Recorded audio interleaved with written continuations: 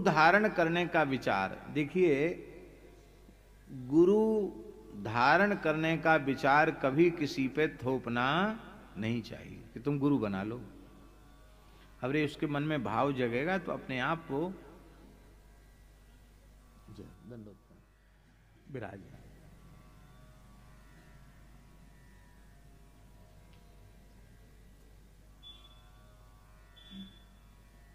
एक बड़े शहर की बात है, हम जानकर व्यक्ति का नाम नहीं ले रहे हैं। उनके घर में रमण रेती वाले महाराज जी रुके, उनके बड़े आग्रह पर, विशेष आग्रह पर। तो उन्होंने कहा कि हमारे पोते पोतियों को सबको आप दीक्षा दे दो।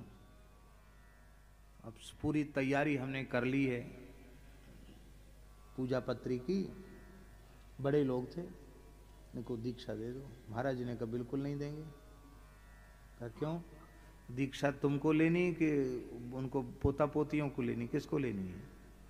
तो उसने हाथ जोड़कर कहा महाराज हमारी तो दीक्षा आपकी कृपा से होगी, आप ही तो मेरे गुरुदेव हैं। वो तो हमें पता है कि तू मेरा छेला है, भगत है, ये तो पता है हमको, लेकिन दीक्षा जिनकी होनी है उनके मन में तो दीक्षा की व्याकुलता उत्पन्न होनी चाहिए।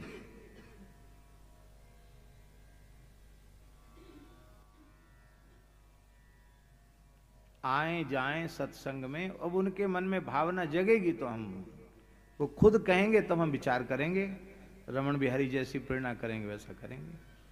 तुमने सामान ला के रख लिया इसलिए हम तुम्हारे बच्चों को दीक्षा दे दें, ये तो संभव नहीं।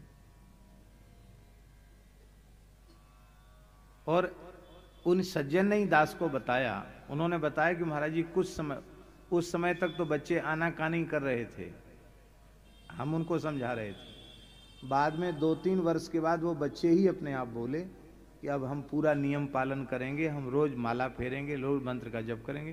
बोले तो महाराज जी से कहो। कहा तो कृपा होगी।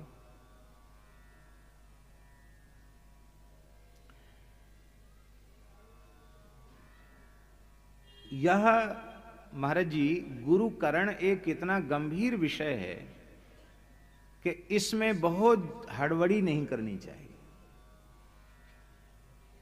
इस चरित्र भक्तमाल में तमाम चरित्रों को देखने से पता चलता है, गुरु करिवे को करें विचार, हुए न सके क्यों हूं निर्धार।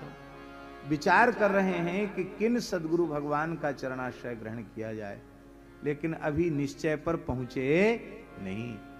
ये चरित्र ये प्रमाणित करता है कि हमें बहुत हड़बड़ी नहीं करनी चाहिए। हमारे पूज्य गुरुदेव भक्तमाली जी कहते थे, महाराज जी कहते थे, समर्थ से समर्थ महापुरुष का चरणाश्रय प्राप्त हो गया, किंतु जैसी श्रद्धा आचार्य तत्व गुरु तत्व के प्रति शिष्य के भीतर होनी चाहिए, वैसी श्रद्धा यदि उस शिष्य में नहीं है तो समर्थ से समर्थ आचार्य गुरु भी उसका कल्याण नहीं कर सकता, उसको कोई लाभ नहीं मिलेगा। और व्यक्ति सामर्थ्य नहीं है व्यक्ति में, वो सामान्य व्यक्ति है, वस्तुतः सामान्य व्यक्ति है, लेकिन शिष्य की श्रद्धा ऐसी है कि इस रूप में साक्षात ठाकुर जी हमारा उद्धार करने आए हैं। ऐसी श्रद्धा यदि शिष्य की है तो तत्व तो वहां भी परिपूर्ण रूप में प्रतिष्ठित है। तो महाराज जी कहते हैं कि जिसके भीतर जैसी श्रद्धा होगी उसके अनुरूप उसको लाभ मिलेगा। इसलिए हमें यह निश्चय करना चाहिए कि जीवन पर्यंत हमारी श्रद्धा उत्तरोत्तर बढ़े, हमारी श्रद्धा घटे नहीं तो बड़ी हानि हो जाएगी। इसलिए खूब सोच समझ करके विचार पूर्वक तब अपना संपूर्ण समर्पण करना चाहिए। और मस्तक झुकाने के बाद फिर बार बार थोड़ी झुकाया जाता मस्तक, एक बार झुका दिया तो झुका दिया। ये भूमिका का निर्माण हुए बिना दीक्षा लेने वालों की दीक्षा प्रायः सफल नहीं होती है।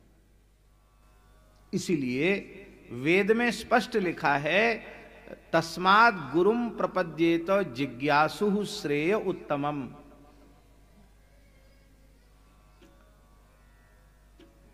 उत्तम श्रेय का जिज्ञासु गुरु की शरण में जाए। तद विज्ञानार्थम, वेद में लिखा, तद विज्ञानार्थम स गुरु मेवाभिगच्छेत समित पाणी श्रोत्रियम ब्रह्मनिष्ठम। भगवत तत्व के अपरोक्ष ज्ञान का संकल्प लेकर के गुरु की शरण में जाए, श्रोत्रिय ब्रह्मनिष्ठ गुरु की शरण में जाए।